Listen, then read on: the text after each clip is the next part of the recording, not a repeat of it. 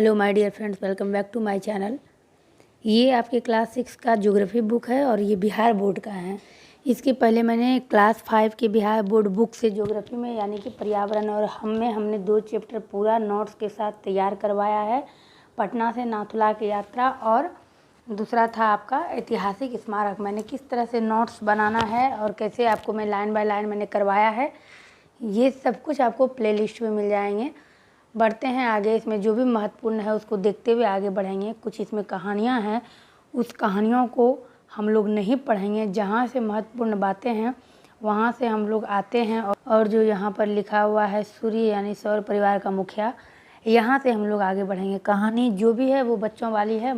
इसमें मेन तथ्य क्या है, प्रश्न कहाँ से बनते हैं और इसका क्या आंसर होगा, इसको देखेंगे। तो इसमें भी आप देखिएगा कि इसमें साफ साफ लिखा है कि जिस तरह से सौर मंडल के मुखिया को सूर्य कहते हैं, ऊपर में ये सूर्य सौर परिवार का मुखिया, यहाँ देखेंगे सौर मंडल के मुखिया से मिलते हैं, यानी कि अब सूर्य के बारे में इसमें देखेंगे और किस तरह से इसके आगे बात होगी उसको समझना है। तो ये पूरा परिवार जो है, जैसे कि सौर परिवार के सभी सदस्य प्रायः इसके प्रकाश से प्रकाशित होते हैं। किसके प्रकाश से? तो महत्वपूर्ण यहाँ से आपको इस लाइन से आप देखिएगा कि सूर्य सौर परिवार का मुखिया है। यह परिवार का सबसे बड़ा एवं प्रमुख सदस्य है। सदस्य वगैरह बच्चों के लिए यूज किया जा रहा है, लेकिन सौर मंडल जो है सूर्य का जो परिवार है, सौर मंडल बराबर सूर्य का परिवार, सौर मंडल को आप कहते हैं और उसके मुखिया जो है वो सूर्य हैं और प्रमुख सदस्य या सबसे बड़ा मुखिया कहिए। और सौर परिवार के सदस्य सभी जो ग्रह हैं, यहाँ पर जो सदस्य का प्रयोग किया गया है बच्चों के लिए, आपको ग्रह समझना है। तो उसमें जितने भी ग्रह हैं वो सूर्य के प्रकाश से प्रकाशित होते हैं। ये महत्वपूर्ण लाइन है। और दूरबीन से देखने पर सूर्य की सतह से जो आग की लपटें उठती है वो आपको जब दूरबीन से आप देखेंगे तो वो आपको दिखाई देगी। महत्वपूर्ण ये लाइनें हैं। और इसको चूँकि इस चैप्टर को पढ़ने के बाद हम लोग एनसीईआरटी का तुरंत पढ़ेंगे, क्योंकि इसमें कहानी की तरह कहा गया है। तथ्य इसमें भी बड़ी महत्वपूर्ण सब है, लेकिन एनसीईआरटी का भी देख के फिर मैं आपको अगर प्रयास करूँगी, अगर आप लोग समझ गए तो ठीक है, नहीं तो बोर्ड पर समझाने का मैं प्रयास करूँगी। और उसके बाद फिर आगे बढ़ते हैं। ये ध्यान में रखिएगा कि इस लाइन को जो आपने इस लाइन से देखा कि दूरबीन से देखने पर सूर्य की सतह से उड़ती हुई आग की लपटें जो दिखाई देती है उसे क्या कहते हैं? तो उसे सौर प्रज्वाल कहते हैं। तो प्रश्न आपको यहाँ से बनते हैं, आप लिखते जाइए सौर प्रज्वाल किसे कहते हैं। अगर इतना लिखने में मुश्किल है और चूँकि हाई लेवल पे पढ़ाई आपकी है तो ये ऐसे नहीं लिखना है। सौर प्रज्वाल लिख लीजिए, डैश डाल दीजिए। दूरबीन से देखने के बाद सूर्य से निकलती हुई आग की लपटें। अगर आप दूरबीन से नहीं भी लिखिएगा तो भी आपको याद रहेगा कि वो आग की लपटें आपको ऐसे भी दिखेगी। तो हम लोगों ने ये समझा। और उसके बाद कहता है हमारी पृथ्वी से सूर्य कई गुना बड़ा है। अगर पूछा जाए कि पृथ्वी से सूर्य कितने गुना बड़ा है, जिसमें तय नहीं है, पृथ्वी से कई गुना बड़ा है। और किस तरह से हम इसको समझेंगे तो आप समझ लीजिएगा कि जैसे एक गेंद आप लीजिए, ये एक गेंद है, एक गेंद आप लीजिए, बॉल और एक आपको लेना है बस एक बिंदी। ये आपको ग्रीन वाला दिख रहा है, ये राई वाली बिंदी आपको लेनी है। फिर से आप इसको समझिएगा। ये देखिए, ये एक आपने ये बॉल ले लिया और दूसरा आपने एक छोटी सी ये देखिए ये बिंदी ले लिया। बस इस बिंदी को जो राय है इसको आपको समझना है पृथ्वी। और ये जो आपने ये बॉल देखा ब्लू कलर का बड़ा वाला, इसको आपको समझना है सूर्य। यानी सूर्य को क्रिकेट की गेंद की तरह समझें और पृथ्वी को राई के दाने के बराबर। तो इसमें कई गुना बड़े हैं, ये तो आप समझ ही गए। इसका बस इससे कोई प्रश्न नहीं बनेगा, लेकिन आपको ये ध्यान में रखना है पृथ्वी से सूर्य कई गुना बड़े हैं। अब हम लोग चलेंगे ग्रह। अब हम लोग यहाँ पर आते हैं ग्रहों से परिचय।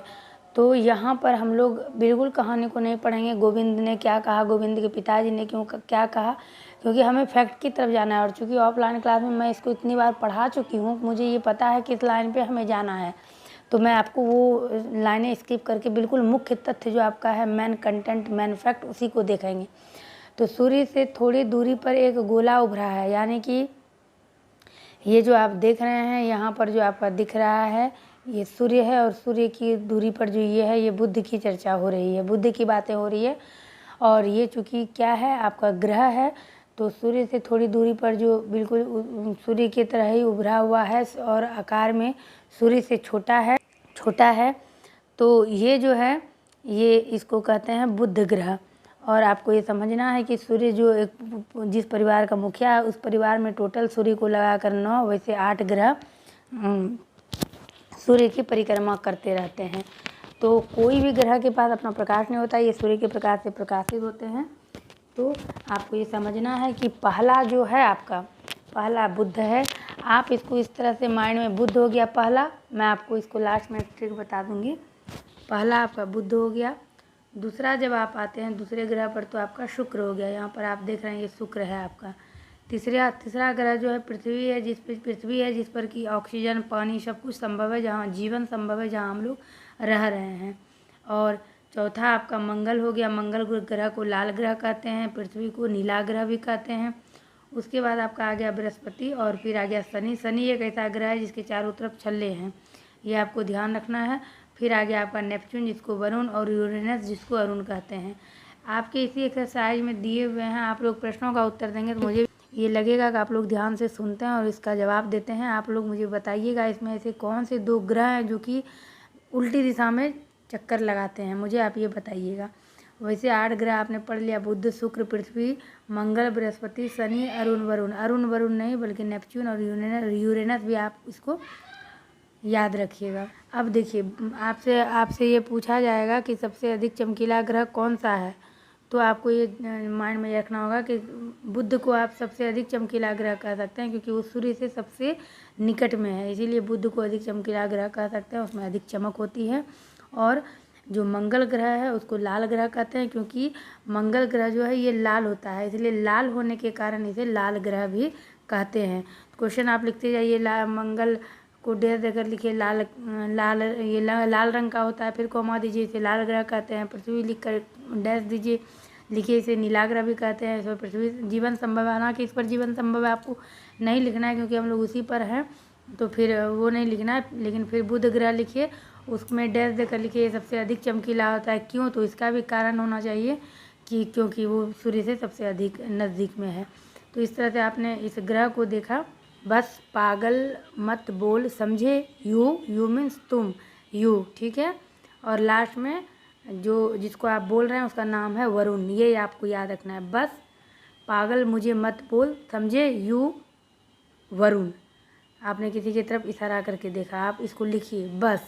बस से बुध हो गया, स से शुक्र हो गया। अब आपको ये नहीं देखना है बस में दंत सा है तो ताला भी स से शुक्र हो रहा है।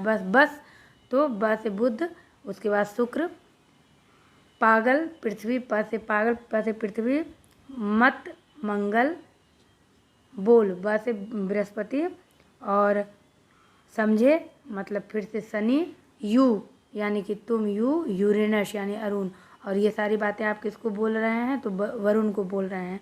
तो आपकी ये ट्रिक है, तो आपको मैंने समझा दिया, तो आप समझ गए होंगे। बुध हो गया, ब से शुक्र, स से शुक्र हो गया, प से पृथ्वी हो गया, पागल, ल से आपको अभी मैंने पागल मुझे, जैसे कि पागल मत से मंगल हो गया, वैसे भी आप याद रखिएगा पागल के बाद पागल मंगल, तो मंगल होगा। बोल बृहस्पति हो गया, और समझे शनि हो गया, यू यानी कि तुम, यूरेनस, और किसको आप कह रहे हैं? वरुण को कह रहे हैं। इस ट्रिक से इसको याद करिएगा। अगले पेज पर बढ़ते हैं। अगला है कि सभी ग्रह एक निश्चित दूरी बनाकर सूर्य के चारों ओर घूम रहे हैं, और 2 ग्रह ऐसे भी हैं जो अन्य ग्रहों के घूमने की दिशा में न घूमकर उल्टी दिशा में घूम रहे हैं। तो बताइएगा ये कौन सा 2 ग्रह है? ये आंसर आपको देना है। और एक यहाँ महत्वपूर्ण है, शनि के चारों ओर छल्ले होते हैं, तो ये भी मैंने आपको पहले ही बता दिया। और शनि ही एकमात्र ऐसा ग्रह है जिसके चारों ओर छल्ले होते हैं। प्लूटो एक ऐसा ग्रह था जिसकी गणना पहले ग्रह के रूप में होती थी, लेकिन अब इसे क्षुद्र ग्रह की संज्ञा दी गई। तो अभी आप ग्रह के बारे में पढ़ रहे हैं, फिर आप उपग्रह में जाएंगे, फिर क्षुद्र ग्रह को समझेंगे, उल्का पिंड को समझेंगे, तारों को समझेंगे, तारों के समूह को समझेंगे। इसके साथ ही आपका ये अध्याय कंप्लीट हो जाता है। तो महत्वपूर्ण सारे बिंदु हैं, इसको समझते जाइए, नोट्स तैयार करते जाइए। आसमान में टिमटिमाते तारे, यहाँ से हम लोग आगे बढ़ेंगे और देखेंगे कि सूर्य जो है वो अपने आप में एक तारा है, लेकिन यह पृथ्वी के काफ़ी नज़दीक प्रतीत होता है। सूर्य पृथ्वी से बहुत बड़ा दिखता है, जबकि तारे सभी छोटे छोटे दिखते हैं और सूर्य भी एक तारा है, परंतु वास्तव में यह पृथ्वी से बहुत दूर है। सूर्य को इतना बड़ा देखते हैं, फिर भी पृथ्वी से यह बहुत दूर है। और देखिएगा, सूर्य का प्रकाश हम तक पहुंचने में 8 मिनट लगता है।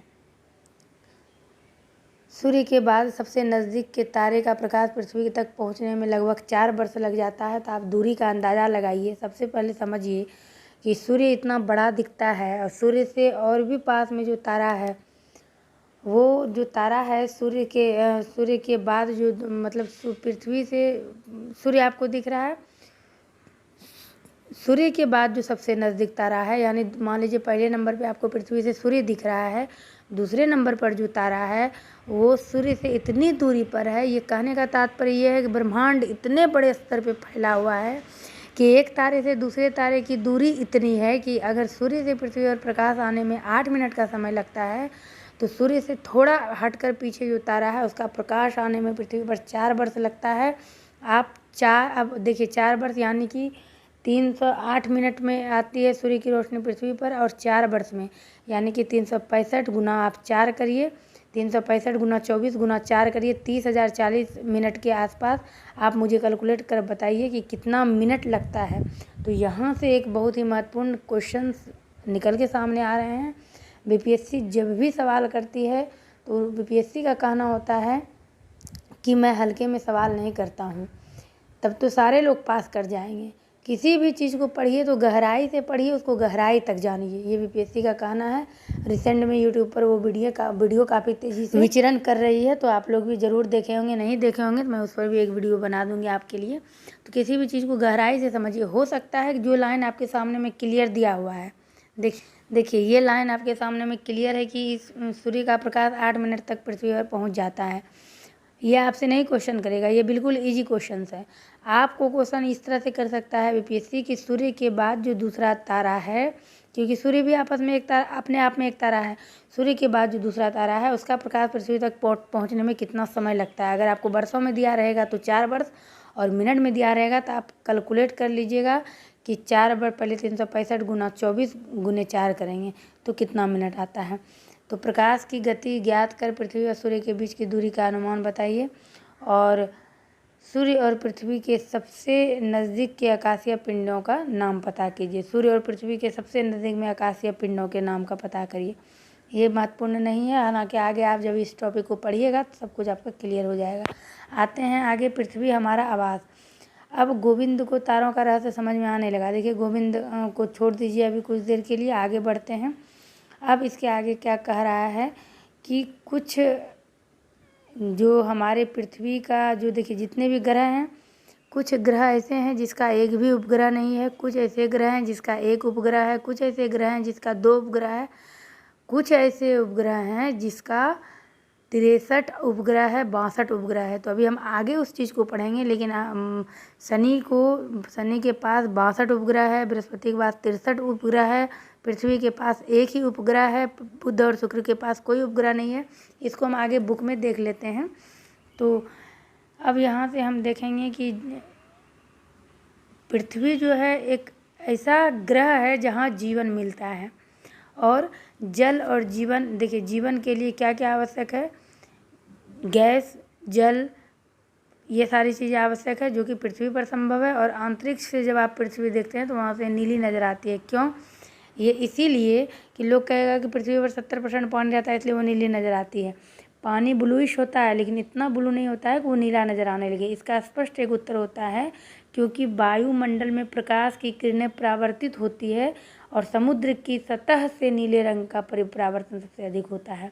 समुद्र की सतह पर जो नीले रंग का परावर्तन होता है, ये परावर्तन पढ़े होंगे आप लोग फिजिक्स में, तो वहाँ सबसे अधिक होता है समुद्र की सतह से। तो कहीं ना कहीं एक कारण पानी की अधिक मात्रा ही बन रही है पृथ्वी को नीला दिखने में, कि समुद्र की सतह से जो वायुमंडल में जो प्रकाश की किरणें आती है तो उससे वो नीला दिखता है। इसीलिए अंतरिक्ष से देखने पर आपको ऑप्शन में रहेगा, ये क्वेश्चन टीचर के एग्जाम में या कई एग्जाम में पूछे गए हैं कि पृथ्वी अंतरिक्ष से देखने पर सूर्य कैसा नज़र आता है। तो आपके एनसीईआरटी में ये आंसर है कि जब आप चंद्रमा से पृथ्वी को देखते हैं तो नारंगी की तरह नज़र आता है, और पृथ्वी से चंद्रमा को देखते हैं तो नारंगी की तरह नज़र आता है। लेकिन ये ध्यान रखिएगा कि जब आप अंतरिक्ष से पृथ्वी को देखते हैं तो वो नीले रंग की नज़र आती है। और इसमें है कि पृथ्वी का 71% भूभाग जल से घिरा है और मात्र 29% 29% जो है वो स्थल है। अब पृथ्वी पर कितने बड़े बड़े महाद्वीप हैं और वो सिर्फ 29% में ही हैं। अभी तुरंत मैंने आपको बोला था पृथ्वी पर 70% पानी रहता है। लोग जो है इसी तरह से पढ़ के रनिंग वेज में आगे निकल जाते हैं, लेकिन 70 की जगह आपके ऑप्शन में आपको कंफ्यूज करने के लिए 70 भी दिया जाएगा, 71 भी दिया जाएगा, तो आपको 71% पर टिक करना है। और जो भूभाग है आपका स्थलीय भाग है वो मात्र 29% है, उसी पर सारे बड़े बड़े महाद्वीप और वहीं से फिर देश और राज्य निकले हैं। अतः आप कह सकते हैं कि जलीय भाग के अधिक रहने के कारण प्रकाश का परावर्तन अधिक होता है, इसीलिए पृथ्वी जो है वो नीला दिखाई देता है। आगे बढ़ेंगे। ये है आपका कि यहाँ तक तो हमने समझ लिया कि अंतरिक्ष से सूर्य को देखते हैं, पृथ्वी को देखते हैं तो कैसा दिखाई देता है, कितना प्रतिशत पानी है। अब तक हम लोगों ने बहुत कुछ समझ लिया है, ग्रहों के बारे में समझ लिया है, लेकिन अभी किसके कितने उपग्रह हैं इसको नहीं देखा है। तो आगे बढ़ेंगे, उसके बाद देखेंगे कि चंद्रमा जो है, यहाँ से देखिएगा चाँद, यह पृथ्वी का एकमात्र उपग्रह है। पृथ्वी को एक ही उपग्रह है, वो है चाँद, और चंद्रमा पृथ्वी के बहुत नज़दीक होने के कारण इतना बड़ा दिखाई देता है। चंद्रमा का प्रकाश पृथ्वी पर लगभग 1.25 सेकंड में पहुंचता है। सोचिए कितना पास में सूर्य ये चंद्रमा है कि सूर्य के प्रकाश को पहुंचने में 8 मिनट का समय लगता है, लेकिन चंद्रमा के प्रकाश को पृथ्वी पर पहुंचने में मात्र 1.25 सेकंड लगता है। तो इसको ध्यान रखिएगा। चंद्रमा पृथ्वी का एक परिक्रमा 27 दिन 8 घंटे में पूरा करता है, और जितना समय चंद्रमा पृथ्वी की परिक्रमा करने में समय लगाती है उतना ही समय वो अपने अक्ष पर घूमती है। और अक्ष पर घूमना और दीर्घवृत्ताकार पथ पर घूमना, ये सब मैंने एक बॉल के माध्यम से अपने इसी चैनल पर बताया है। NCERT करके प्लेलिस्ट आपको मिलेगा। बहुत ही थोड़ा पुराना वीडियो है, लेकिन बहुत ही अच्छे से मैंने समझाया है। यही कारण है कि हमें सदैव चंद्रमा का एक ही चेहरा दिखाई देता है, क्योंकि वो समान समय पर अक्ष और पृथ्वी दोनों का चक्कर लगाता है, इसीलिए एक ही भाग दिखाई देता है। चंद्रमा पर न तो जल है और ना ही वायु है। यह दिन में बहुत अधिक गर्म और रात में बहुत अधिक ठंडा रहता है। इसका धरातल उबड़ खाबड़ है और इस पर मिट्टी भी नहीं है। चंद्रमा की बात हो रही है। सभी उपग्रह अपने ग्रह के चारों ओर घूमते हैं। जितने भी उपग्रह हैं वो अपने ग्रह के चारों ओर घूमते हैं। कुछ ग्रहों के तो कई उपग्रह है, जो कि अभी तुरंत मैंने पहले ही बता दिया ताकि आपको समझने में आसानी हो। कुछ ग्रहों के तो कई उपग्रह हैं और किसी का एक भी नहीं है। अकेले बृहस्पति के 63 और शनि के 62 उपग्रह हैं। बुध और शुक्र का कोई उपग्रह नहीं है, अभी तुरंत मैंने बताया। और शनि ग्रह जो है, जिस पर कि 62 उपग्रह है, उसका सबसे बड़ा जो उपग्रह है वो है टाइटन। ये अति महत्वपूर्ण है, इसको बिल्कुल कहीं नोट कर लीजिएगा, बहुत वेरी इम्पोर्टेंट। टाइटन है शनि ग्रह का सबसे बड़ा उपग्रह टाइटन है। और उपग्रहों का भी अपना प्रकाश नहीं होता है, न ही ग्रह का अपना प्रकाश होता है, न ही उपग्रह का होता है। ये सभी सूर्य की प्रकाश से चमकते हैं। रात में चंद्रमा को ध्यान से देखें, कॉपी पर लिखें, ये बच्चे वाली बात है, बस आप इस चीज़ को समझ। अब हम लोग यहाँ आते हैं कि इसी के साथ जो है ये सारा चीज़, यहाँ चंद्रमा द्वारा पृथ्वी की परिक्रमा दिखाई जा रही है। पृथ्वी किस तरह से अपने अक्ष पर घूम रही है, चंद्रमा पृथ्वी का चक्कर लगा रही है, और ये सभी सूर्य के प्रकाश से ही चमकते हैं। पृथ्वी भी और चंद्रमा भी, किसी भी ग्रह उपग्रह का अपना कोई भी प्रकाश नहीं होता है। और वैज्ञानिक कहते हैं कि जो तारामंडल में सौर परिवार की जो भी जानकारी है वो वैज्ञानिक जानकारी से प्राप्त करिए। खगोलीय घटनाएं वैज्ञानिक दृष्टिकोण से समझिए और जानिए। परंपरागत और अंधविश्वासों से नहीं जानना है। जो वैज्ञानिकों ने जो इस पर सर्च किया है उसको समझना है। आगे बढ़ेंगे। अब देखिए यहाँ पर जितनी भी मैंने बातें कही, इसमें से एक बात है क्षुद्र ग्रह की है। सौर परिवार में तारों, ग्रहों एवं उपग्रहों के अतिरिक्त क्षुद्र ग्रह भी होता है। क्षुद्र ग्रह जो छोटे छोटे पिंड होते हैं, और वो भी सूर्य के चक्कर लगाते हैं, चाहे वो ग्रह हो, उपग्रह हो, क्षुद्र ग्रह हो, उल्का पिंड हो, ये सभी सूर्य के ही चक्कर लगाते हैं। और ये क्षुद्र ग्रह जो है ये मंगल और बृहस्पति की कक्षाओं के बीच पाए जाते हैं। अगर ये सूर्य है, ये बुध है, ये शुक्र है, ये पृथ्वी है, उसके बाद ये मंगल है, मंगल के बाद जो ये बृहस्पति है, इस दोनों के बीच में काफ़ी स्पेस होता है, और इसी दोनों के बीच में जो है क्षुद्र ग्रह मिलते हैं। और खगोलविदों का ये मानना है कि ये ग्रह के ही टूटे हुए भाग हैं, जो आकाश में इधर उधर घूमते रहते हैं। सबसे बड़ा क्षुद्र ग्रह जो है, इसको आप याद रखिएगा, वो सीरस है। तो शनि का जो शनि ग्रह है उसका सबसे बड़ा उपग्रह जो है वो टाइटन है, और क्षुद्र ग्रह का सबसे बड़ा ग्रह जो है वो सीरस है। ये 2 पॉइंट नोट करना है। तो क्षुद्र ग्रह में सबसे बड़ा ग्रह जो है वो सीरस, और शनि ग्रह के 63 उपग्रह हैं, जिसमें सबसे बड़ा उपग्रह आपका टाइटन है। अब देखिए, ये जो ग्रहों की परिक्रमा अवधि एवं उपग्रहों की संख्या का वर्णन, ये है आपका ये टेबल चार्ट। इसको आप खुद से पढ़ के समझ लीजिए। नहीं समझेंगे तो मैं एक दिन इसको बोर्ड पर क्लियर कर दूंगी। आगे बढ़ते हैं, फिर समझते हैं कि कभी कभी आकाश से टूटकर गिरते हुए तारे दिखाई देते हैं। वास्तव में ये तारे नहीं होती हैं, बल्कि ये पत्थर के छोटे छोटे टुकड़े होते हैं जो सूर्य के चारों ओर चक्कर लगाने वाले पिंडों से टूटकर गिरते हैं। इसे उल्का पिंड कहा जाता है। टूटकर गिरने की प्रक्रिया में वायु के साथ घर्षण के कारण ये गर्म होकर जल भी जाता है, और जिससे प्रकाश भी उत्पन्न होता है, जिसे हम लोग कहते हैं बिजली का कड़कना। कई बार उल्का पूरी तरह से जले बिना पृथ्वी पर गिर जाते हैं, जिससे धरातल पर गड्ढे बन जाते हैं। आगे है ध्रुव तारा। ध्रुव तारा के बारे में आप जानेंगे कि यह एक स्थिर तारा है। ये कहीं भी नहीं घूमता फिरता, एक जगह रहता है, और यह उत्तरी गोलार्ध में पृथ्वी के उत्तरी अक्ष पर अवस्थित है। आप लोगों को याद होगा, चूँकि हम लोग बिहार का बुक पढ़ रहे हैं, बिहार की परीक्षाएं हैं, तो जब बिहार में शादी या कई जगह होता होगा, लेकिन हम लोगों में ऐसा ही होता है। शादी के बाद जब सिंदूरदान होता है तो उसी ध्रुव तारा को देखने के लिए कहा जाता है उत्तर दिशा की तरफ देखिए, और फिर कहा जाता है कि शादी में लेट हो गया क्योंकि तारा नहीं दिखाई दे रहा है। तारा अपने ही जगह पर स्थिर होता है, बस सूर्य के तेज प्रकाश के कारण इसका प्रकाश नहीं दिखता है। तो ये कहाँ है? ये अपने ही अक्ष पर, उत्तरी अक्ष पर ये अवस्थित रहता है, एक जगह स्थिर रहता है। और विषुवत रेखा पर किसी भी स्थान से देखिएगा आप ध्रुव तारा को, तो ये क्षितिज पर दिखाई पड़ता है। जैसे जैसे आप ध्रुव की ओर बढ़िएगा तो क्षितिज की इसकी ऊंचाई भी बढ़ने लगती है। आपको लगते जाएगा कि ये दूर है, और क्षितिज से ध्रुव तारे की ऊंचाई जितनी डिग्री है, क्षितिज से ध्रुव तारे की ऊंचाई जितनी डिग्री होगी, उस स्थान का अक्षांश भी उतना ही डिग्री होगा। तो अक्षांश और देशांतर वाला चैप्टर में इस चीज़ को हम लोग समझेंगे। मुझे ये याद रहेगा, ये पेंडिंग रखते हैं, वहाँ पे समझेंगे। और ये ध्रुव तारा आपसे इस तरह के क्वेश्चन पूछे जा सकते हैं कि ध्रुव की ओर बढ़ने पर ध्रुव तारा की स्थिति क्या रहती है, तो वो तो स्थिर ही रहता है, लेकिन क्षितिज से उसकी ऊंचाई बढ़ने लगती है। और दूसरा क्या है कि यह हमेशा उत्तर दिशा में ही उगता है। और प्राचीन काल में क्या होता था, नाविकों को समुद्र से उत्तर दिशा का ज्ञान करवाया जाता था इसी ध्रुव तारा की सहारे से।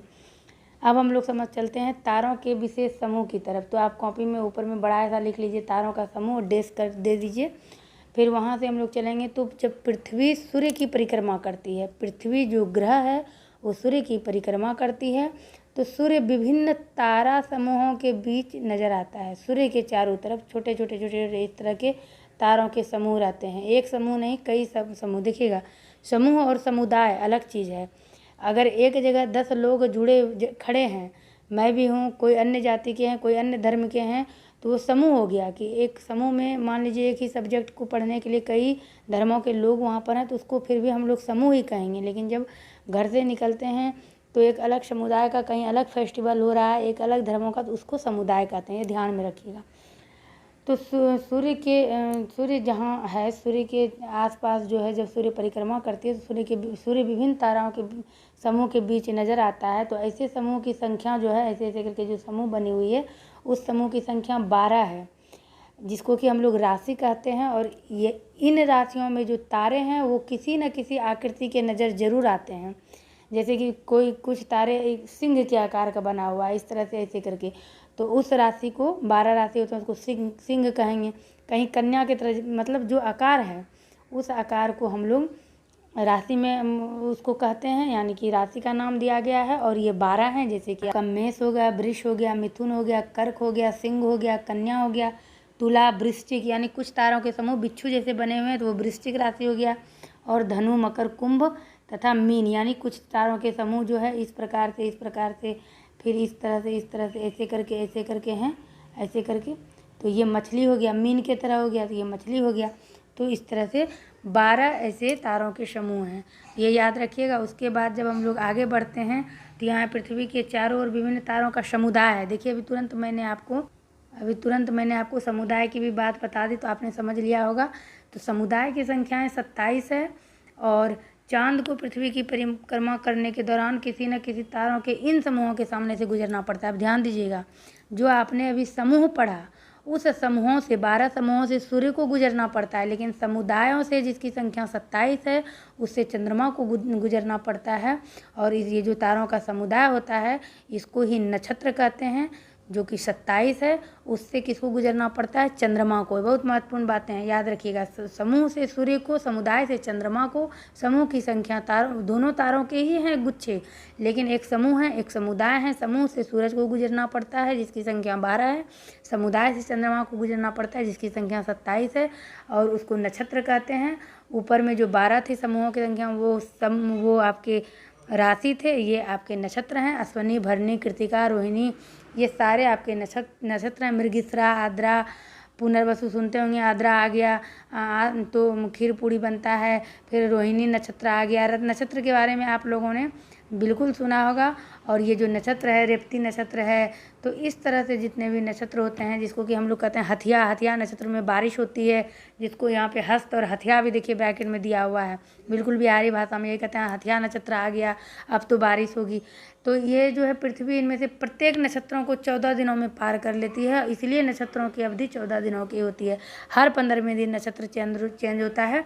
ज्योतिष के विद्वान मानते हैं कि नक्षत्र और मौसम में गहरा संबंध है, और चूंकि जिस नक्षत्र में पृथ्वी रहती है, इसीलिए जो ज्योतिष हैं अगले नक्षत्र में कैसा मौसम रहेगा उसका पूर्वानुमान भारतीय ज्योतिष कर लेते हैं। उसके बाद यहाँ पर आपने बहुत कुछ समझ लिया है, बहुत ही अच्छा चैप्टर आप समझ रहे हैं, पढ़ रहे हैं, बहुत क्लियर है। ये सारे चीज़ आपको एनसीईआरटी के सौरमंडल के चैप्टर में नहीं मिलेंगे जो इसमें है, इसीलिए आपको दोनों पढ़ना पड़ेगा। आगे बढ़ते हैं। ये है आकाशगंगा, जो तारों की नदी जिसको कहते हैं। इसके अलावा ब्रह्मांड में अनेक आकाशगंगा है, यानी कि सबसे बड़ा ब्रह्मांड, फिर उसमें आकाशगंगा। तो ये आपको एनसीईआरटी के बुक के इस एक्सरसाइज के, सौरमंडल के एक्सरसाइज के लास्ट पेज में बहुत अच्छे से दिखाया गया है, किस तरह पृथ्वी पर पहुंचकर मनुष्य तक पहुंचते हैं। तो ये आकाशगंगा आप समझ गए। ये क्या होता है? ये असंख्य तारों की फैली चौड़ी सफ़ेद चमकदार पट्टी होती है, और आकाश में प्रकाश की एक बहती नदी की तरह ये दिखाई देती है, इसीलिए इसको आकाशगंगा कहा गया है। सप्तऋषि जो तारों का समूह होता है, सप्तऋषि यानी कि इसमें 7 ऋषि का के नाम पर उसे सप्तऋषि कहा गया है। ऋतु है, पुला है, पुलस्त्य है, अत्रि है, वशिष्ठ है, अंगिरा एवं मरीचि। ये 7 ऋषि से उस तारे समूह की पहचान की जाती है, और यूनानी ग्रंथों में इसे ही alpha, beta, gamma, delta, epsilon, eta एवं जेटा कहा गया है। मैथ में और फिजिक्स में आप लोगों ने अल्फ़ा, बीटा, गामा का, डेल्टा का जरूर प्रयोग किया होगा। तो ये तारों के समूह से ही, तो इसका हिंदी इंग्लिश दोनों नाम याद रखना आपके लिए ज़रूरी है। इस तरह से आपका ये अध्याय पूरा कंप्लीट होता है। प्रश्नों को देख लीजिए। ये देखिए आपके प्रश्न। पृथ्वी के निकटवर्ती ग्रह कौन कौन है? पृथ्वी के निकट, जो पृथ्वी के पहले है और जो पृथ्वी के बाद है, उसको आप लिख लीजिए। उपग्रह नहीं पूछा है, ग्रह पूछा है। आपको यहाँ पर ऑप्शन में चंद्रमा भी दिया जाएगा कंफ्यूज करने के लिए, यही आपको ध्यान में रखना है। उस ग्रह का क्या नाम है जिसके चारों ओर छल्ले पाए जाते हैं? शनि ग्रह है। सौरमंडल का कौन सा ग्रह आपको सबसे अलग लगा और क्यों? हो सकता है कि ये शनि हो जिसमें कि छल्ला लगा हुआ है, यही सबसे अलग है, या फिर बृहस्पति भी हो सकता है जो कि बहुत तेज़ चलता है, अपने अक्ष पर घूमता है, और लेकिन पृथ्वी को चक्कर लगाने में उनको काफ़ी वर्षों का समय गुजारना पड़ता है। पृथ्वी के उपग्रह का नाम चंद्रमा हो गया। कौन कौन से ग्रह हैं जो पृथ्वी के घूमने की विपरीत दिशा में घूमते हैं? ये क्वेश्चन मैंने आपसे किया है, इसका जवाब आप दीजिएगा। आकाशगंगा क्या है? इस प्रश्न का आप इस पेज का स्क्रीनशॉट ले लीजिए भी बेशक, और इसको आप मिलाइए। आकाशीय पिंड एवं दी गई विशेषताओं का सही मिलान कीजिए, जिससे पता चलेगा आपने क्या समझा। बुध है तो ये क्या है? अब आपको 2-3 चीज़ इसमें मिला लीजिए। जैसे चंद्रमा है, तुरंत आपके माइंड में आ जाएगा ये तो पृथ्वी का उपग्रह है, इसको आपने मिलाया। फिर आपको आ जाएगा बुध, बुध तो सबसे छोटा ग्रह था, तो फिर आपने पहले को ग में मिलाया, 2 आपका इस तरह मिल गया। इसी तरह एग्जाम में अगर ऑप्शन रहता है कूट करके, तो इसी तरह 2-3 अगर आपका मिल गया तो चौथा खुद ब खुद मिल जाता है, इसको आपको ध्यान में रखना है। फिर देखिए बुध हो गया। आप पृथ्वी को नीला ग्रह कहते हैं, तो दूसरा नंबर आपका घ से मिल गया। इसी तरह करके 3 आपने मिला लिया। लाखों आकाश गंगा का समूह तो ब्रह्मांड हो गया। लाखों आकाश में चक्कर लगाने वाले छोटे छोटे जो पत्थर के टुकड़े हैं, ये आपके उल्का पिंड हो गए। लाखों तारों का समूह, ये आपका आकाश गंगा हो गया। तो आपका बचा क्या? कुछ नहीं बचा, सब आपका सबका सब मिल गया। अगला प्रश्न देखिए, आपस में चर्चा कीजिए। कई तारे सूर्य से बड़े हैं फिर भी छोटे क्यों दिखाई देते हैं? ये आपको बताना है। तारे आकाश में ही हैं फिर भी दिन में क्यों नहीं दिखाई देते हैं? सूर्य की प्रकाश के कारण। ये जो प्रश्न है, कई तारे सूर्य से बड़े हैं फिर भी छोटे क्यों दिखाई देते हैं? क्योंकि ये सूर्य से ज़्यादा दूर है, पीछे है, और सूर्य में इतनी प्रकाश है कि उससे कोई भी दूसरे ग्रह का या किसी भी तारे की रोशनी नहीं दिखाई देती है, जबकि तारों में अपना खुद प्रकाश होता है। चंद्रमा तारों से छोटा है फिर भी हमें बड़ा क्यों दिखाई देता है? क्योंकि पृथ्वी के बहुत नज़दीक है। अगर किसी आकाशीय पिंड में प्रकाश ना हो तो हमें कैसे नज़र आएगा? सूर्य की रोशनी से। इसमें आपको अपना तर्क देना है और ये इससे आपको जो भी बच्चा का है इसको आप निकालिए काट। और आखिरकार आपका ये है, राशियों की कुल संख्या कितनी है? मैंने अभी तुरंत बताया था, राशियों की संख्या 12 है। सूर्य की आकृति कैसी है आप बताइएगा। सौर परिवार का मुखिया कौन है? ग्रहों की कुल कितनी संख्या है? सप्तऋषि कितने तारों का समूह है? और सारे इजी प्रश्न हैं। पृथ्वी एक नक्षत्र को कितने दिनों में पार करती है? 14 दिनों में। विषुवत रेखा पर ध्रुव तारा कैसा दिखाई देता है? मंगल और किस ग्रह के बीच में क्षुद्र ग्रह पाए जाते हैं? बृहस्पति के कितने उपग्रह हैं? सूर्य का प्रकाश पृथ्वी तक कितने समय में पहुंचता है? नीचे भी कुछ प्रश्न हैं जो कि आपको दिख रहे हैं। ये सारे प्रश्न सूर्य से दूरी के अनुसार विभिन्न ग्रहों के नाम लिखिए। सूर्य से सबसे नज़दीकी ग्रह का नाम और सौर मंडल का सबसे बड़ा ग्रह। तो इसमें आपने बहुत कुछ, अगर आप इसका नोट्स बनाएंगे तो इसका नोट्स एक पेज लीजिए, दोनों साइड में बनाइए, तो कम से कम आपको इसमें 2 से 3 पेज लगेंगे। एकदम शानदार नोट्स तभी तैयार हो पाएगा। उम्मीद करते हैं आपके लिए ये क्लास भी हेल्पफुल रहा होगा। मिलते हैं आपसे आगे और प्रयास करेंगे एनसीईआरटी का सौर मंडल चैप्टर इसके बाद ख़त्म करने का, तभी ये पूरा क्लियर आपका कॉन्सेप्ट हो पाएगा इस बिंदु पर। तो मिलते हैं आपसे आगे। जो भी नए हैं चैनल सब्सक्राइब करिएगा। अगले क्लास को देखने के लिए प्लेलिस्ट चेक करिएगा, आपको वहाँ सारा क्लास मिल जाएगा।